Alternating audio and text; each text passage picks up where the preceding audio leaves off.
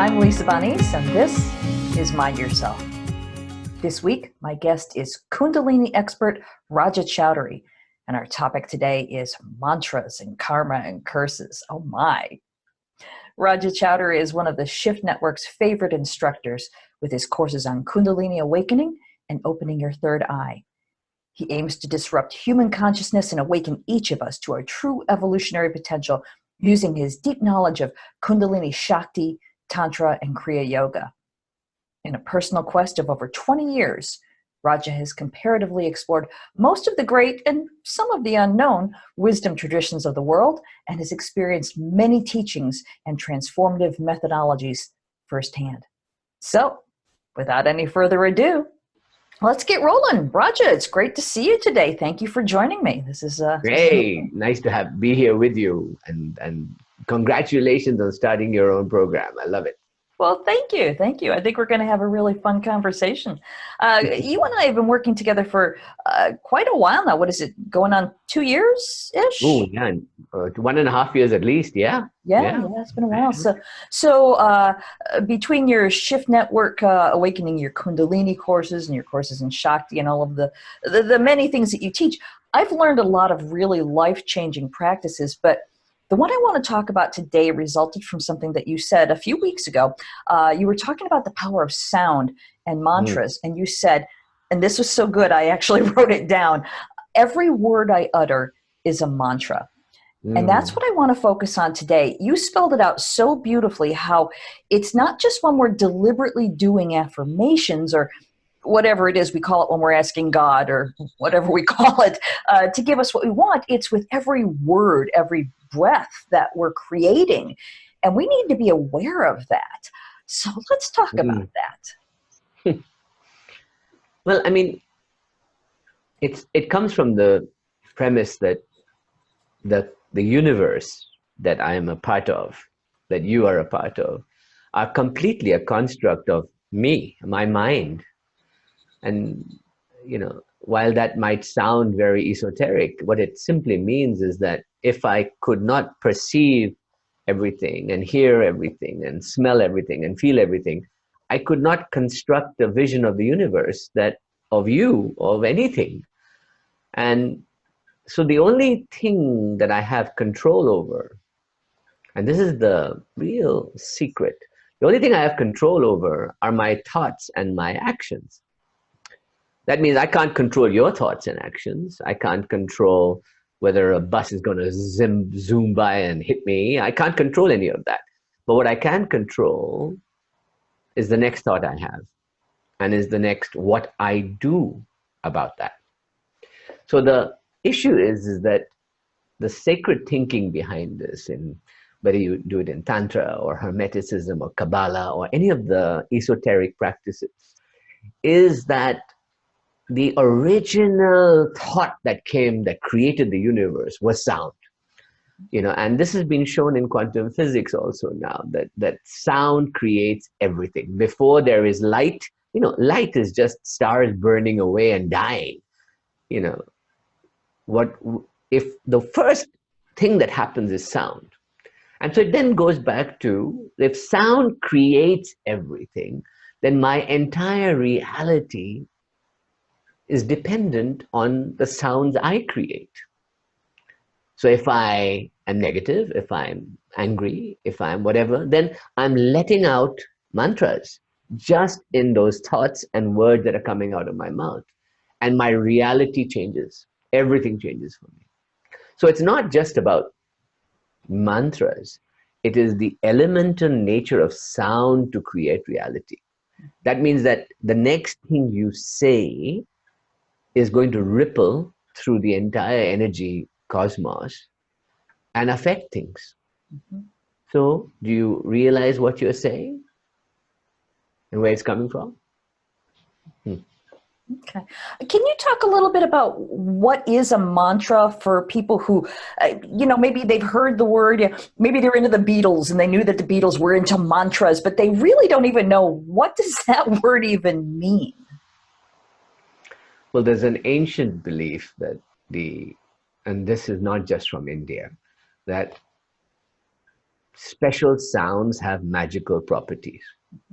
That means that if I chant Om or Amen or Allahu Akbar or Abracadabra, there's a quality to it, a vibration that has properties.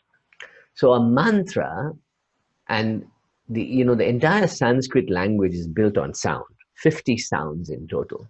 Mantras are a combination of those sounds to create magical sounds. And magical here meaning mind altering, thought altering, reality altering sounds. So that means that, for example, if I was to chant a mantra, so if I said something positive, for example, like Silva and all taught, which was every day in every way, I'm getting better and better. Okay, I get it. I feel it. I understand it. But I had to ram it into my software programming over and over again before it becomes some kind of reality for me. Well, mantra is something else. Mantra has very little meaning, but the sounds have a power and they come out of your throat and you create them like a bubble of thought. And a mantra is a sound that has a particular energy, a particular frequency, and has properties. Now, the Indians gave it properties like goddesses and Shaktis and energy and all that kind of property. But really, it changes reality. So if I chant a mantra, I'll give you an example, like Shreem, which is my favorite one. If I just chant Shreem, and you listen to it for 3 times, you will start feeling a new energy in you. Shreem, Shreem, Shreem.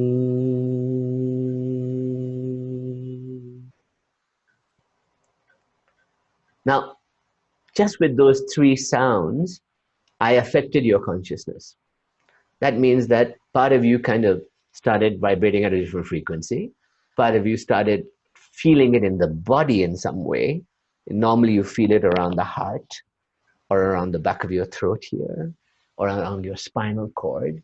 And that sound, if you do it long enough, begins to make you feel good, begins to attract energy, begins to make you feel well, attract beautiful things towards you. Now, this is the magic of these kind of sounds. So a mantra is a composite sound made up of Sanskrit letters that always tend to have a consonant at the beginning, like sh, k, la, all those kind of consonants. It has a vowel in the middle, e, u, all those kind of sounds. And then it ends with the visarga, or an and you have it in Tibetan Buddhism, you have it in Hinduism, you have it in Tantra, you have it in yoga. All these use this methodology to create magical sounds. Okay. So, well, since you brought that up, let's go ahead and dive into that a little bit. I know that many people aren't going to be aware of the words that we're talking about, but for example, there's shreem, cream, hreem.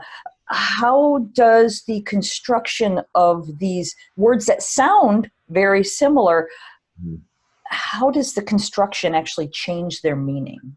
So just think that for, thousands of years since we developed vocal cords, ancient shamans and mystics and rishis and yogis have been practicing and experimenting with sound to see what happens. Now, obviously, sound that has meaning, like that rock is near water, that has purpose, that has a function, right? That means that I am creating a pattern of sound to describe a place, an action, and a benefit to all of us in some way. Now, you can imagine language arising from that. But then the shamanic thinking was that if I play around with sounds, can I alter my reality? So, and they started playing around with these sounds, especially consonant, vowels, and finishing, how to finish them. And they started seeing that energy would change. So you can imagine that I have been experimenting on this for over 20 years. And if I chant a particular seed sound, seed means bead sound, these core sounds like shreem, cream, hreem. These are core beats. They're called seed sounds. Now, then you, of course, you have these big mantras like Om Namah Shivaya or, prayers or whatever. Those are composite mantras, right? They combine all these sounds to give meaning. It's the same as saying that rock is where water is. You're saying by putting this composition together, I can attract energy into my life and heal myself. I can become a better person. I can become steady and protected so nobody can hurt me.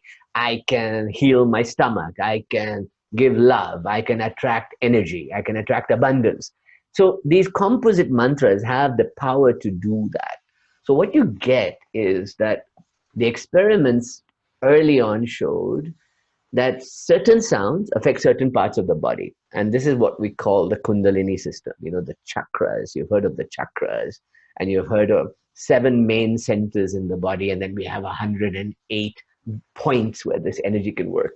They found a correlationship between sounds and your body. And so if I utter a particular sound, let's say Hreem, H-R-E-E-M, Hreem, I start to attract light and energy in my head. It relieves me of stress in my head. It brings energy into me. It brings power into me. And I suddenly start feeling very energetic. If I chant Shreem, it's a more gentle energy. It's a loving energy. It's an attracting energy. It's a gentler energy. If I say Cream, it's a very powerful energy. It has the power to block and stop. So what happened was that they started giving these sounds and values properties, and they call them Shaktis or goddesses. And this is where the concept of goddess comes from, is that sounds that manifest these energies and affect my body and affect everything around me are these powers we call Shaktis or goddesses. And you can imagine how many thousands of years of testing they were doing on themselves to figure it out, But another thing they figured out, which became very important in yoga and other practices, was that it was best to shut up when not chanting properly. because the problem is that we talk a lot of crap. And when we talk, we're mantras, we're chanting, but we're doing chanting that has a power that we have no control over. I hate you. I hate God. Can you imagine what that flow of energy must be like that comes out with that? Or I really don't like how you do that. Now, in the ancient terms, they went really far and described that as being cursed. So you would be, if you chanted an utterance with that power, it became a curse. If it became from a higher state of consciousness, it was a blessing. And you can see how religions evolved with this and developed into, I saw a lovely thing once that said that the original Christian Catholic chanting was done in Latin, right? In Latin, and even before that in Greek. Now, when they were developed in Greek and Latin, they had a power. When they were translated to English, did we lose the magic? That's the question, right? So this is the great issue of language and meaning and sound and how it works, Well, there's so many different directions we could take this because you've said a lot of really interesting things there. Let's start first. Let's rewind furthest to, you mentioned that there are 108 points in the body, and there are also, coincidentally, 108 beads in the mala. What is the significance for the number 108? So, any churches of Mary will ring the bell 108 times on a Sunday. This is not a sacred number only in the Indian esoteric system. It's a sacred number in Buddhism, in Christianity, in Islam as well. It's an ancient number that adds up to the number 9. And the number 9 became a very sacred number because multiples of 3, multiples of 9, if you look across all religions, you see, and even what I just described, a Bij mantra, it has 3 parts, a consonant, a vowel, and an ending that it dilutes into nothing, right? So this idea of 3 comes from a very esoteric concept, which means that in order for something has to be born, something lives, and then something dies. It's the 3-part story of the hero's journey. It's, you got to rise, you got to fall. You're going to create, and this is entire universe comes into being over and over again with this cycle of 3. It's like there is this, so I went, I'm alive. Ooh, I'm staying alive, and I'm dying now. And it's like, so this number 3 became very sacred. And if you look at it throughout religions, you'll see, the Father, the Son, and the Holy Ghost, Shiva, Shakti, and the singularity, and Brahman, you get this triangle forming that 1 becomes 2, and 2 become the many. Now, so if you take that concept further, 1 becomes 2, so we get masculine, feminine. 2, that's 3 right there. Then we multiply. That becomes the 9. That becomes the 27, the 108. We keep going in multiples of these 3s.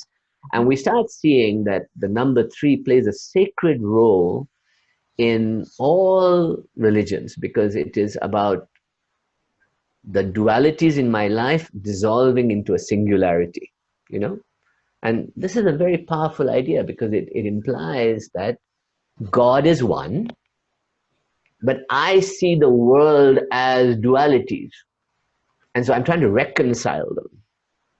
So this number 108 was a very sacred number for that reason, because, and it has other meanings as well. And for example, it is the number of years it takes to move through 1 degree of what is called precession on the cosmos.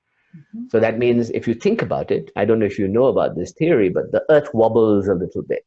And every 2,650 years, it does a full wobble. So if you see the sun rising in the east, you will see a star sign for about 2,600 years. Like right now we're finishing Pisces and we're moving into Aquarius, right? That's how you get the age we're in. Pisces, now Aquarius. So Jesus was the Piscean, and Aquarius is now what we're coming into, right? That means for the next 2,600 years, the sun will rise in Aquarius. It takes 108 years to go through 1 degree of that, every degree. So you can imagine how much studying the ancients were doing on the stars and the body and the, Then they said that whatever we see out there must be also in us. And this concept of what is called correspondence, which is as above, so below. And as below, so above. And they felt, okay, that I have these 7 main points in my body, and they form 108 different forms in the body, right? And this was a very elaborate concept that we now know as Kundalini and the system of Kundalini Shakti, which is what I teach.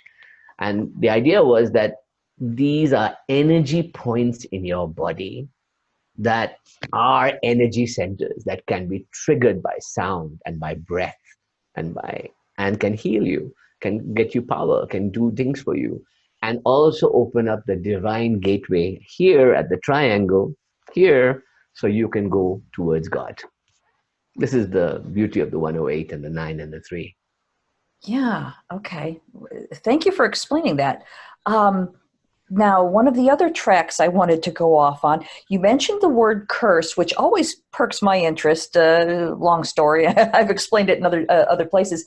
But let's talk about that for a minute, because I think there are many schools of thoughts. Some people, they don't believe that curses are possible. They hear that word and they go, oh, it only works if you believe in it. Well, if you don't know about it, it doesn't really matter. But let's remove that word, and let me give you an example of how I learn to not do this kind of thing? This is when I was much younger. I'm more mature now. I don't do this anymore. But I remember I one time believe you. I believe you. I was angry at a coworker for doing whatever it was, and I was bitching to my boss, basically gossiping about this person. And not even thinking about whether I was doing any harm. I was just venting. And then after I was done dumping out all of this bile, my boss responded with, well, maybe we ought to fire her. And I realized, oh, I have to be much more careful about what I say and why. And in essence, I cursed her. Yeah. That was a curse, Yeah. because that would have affected her life if I hadn't then said to my boss, you know what, please don't. I'm just complaining. It's not that bad. You know, thank God I had the presence of mind and the maturity, and I never did it again. But that, in essence, is what a curse can be. It can be unintentional, just complaining about somebody, and you've now unleashed this boulder rolling down a hill toward this person. We don't have to go far to see it in action today. The world is cursing itself all the time.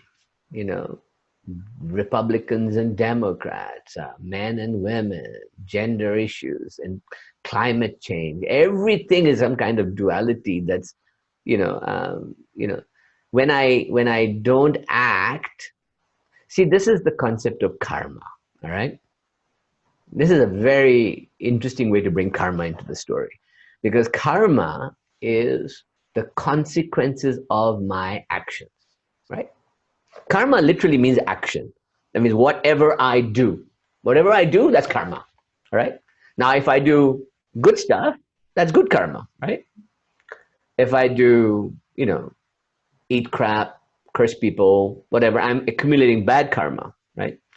And the entire esoteric teaching is that there is a balancing that happens at the end of your life or during your life, that depending, and obviously if you've done a lot of good karma and you've burned away your bad karma, right, and you kind of let go of all your negativity and your luggage and your trauma and your crap and your curses, then you're freer to kind of go towards death at the end of your life in a more peaceful kind of way.